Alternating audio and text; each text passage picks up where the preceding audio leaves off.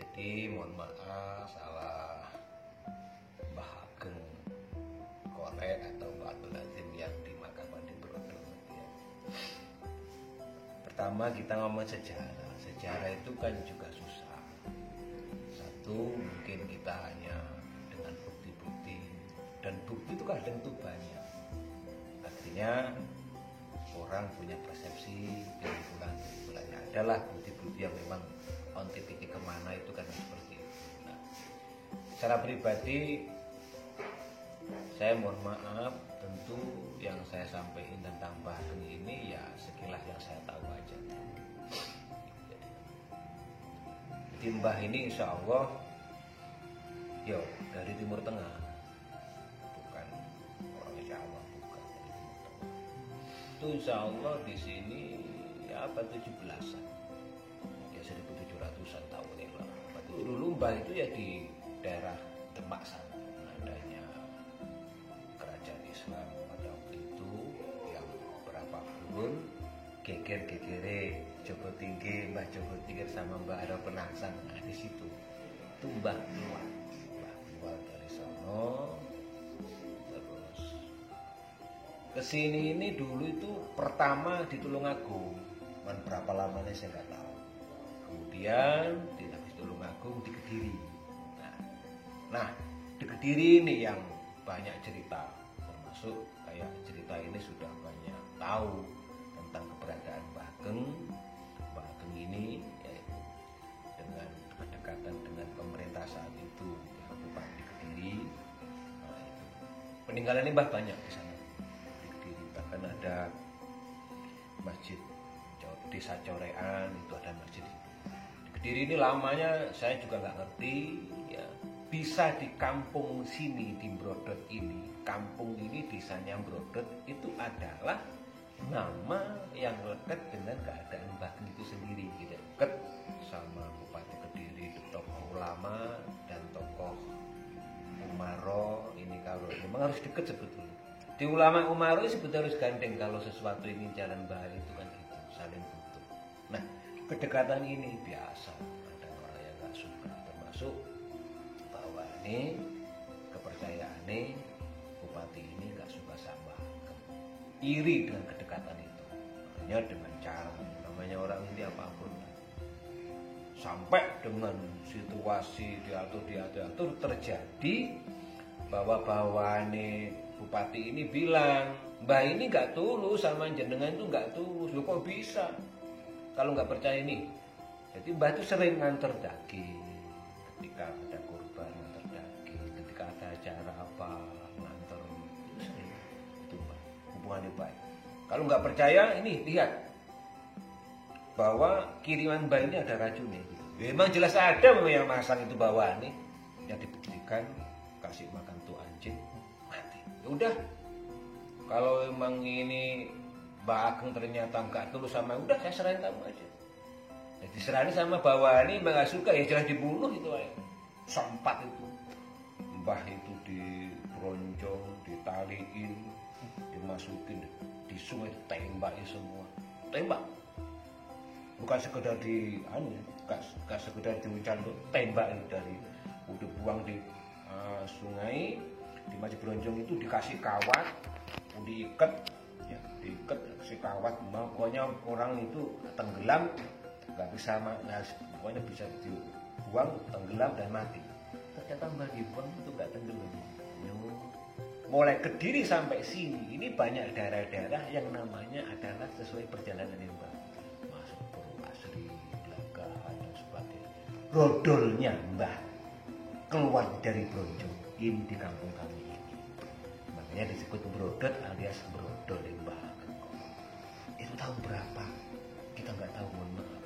Nah, cerita leluhur itu juga seperti guru-guru saya yang sepuh-sepuh saya nggak pernah saya minta itu banyakin, ya mungkin versinya banyak sehingga gak banyak mau cerita lah gitu. Intinya seperti itu.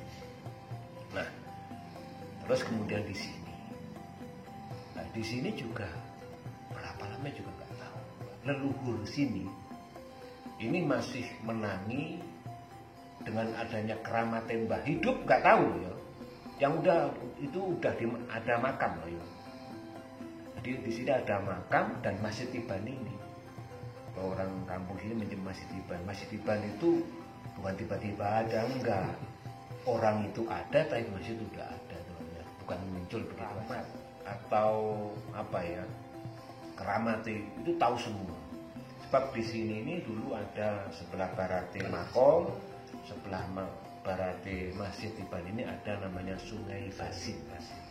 Itu tempat pembuangan burung-burung yang lewat di atas makom Mbah sama di atas masjid ini mati. Iya pagi itu leluhur cerita. Itu juga tahun berapa burung itu udah gak mati. Tapi dibarengin angin gede, kenceng gedenya bukan main, banyak pohon itu roboh di kampung sini.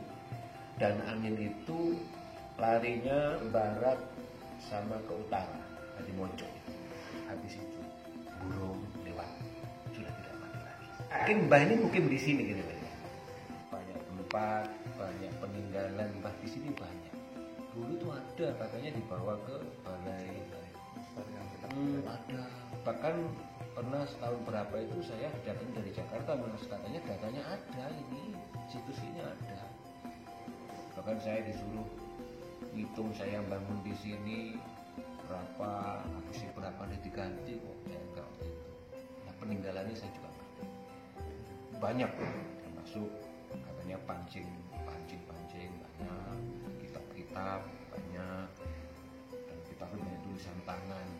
Nah, termasuk yang di sini kota itu ada kota tapi udah direnov sedikit.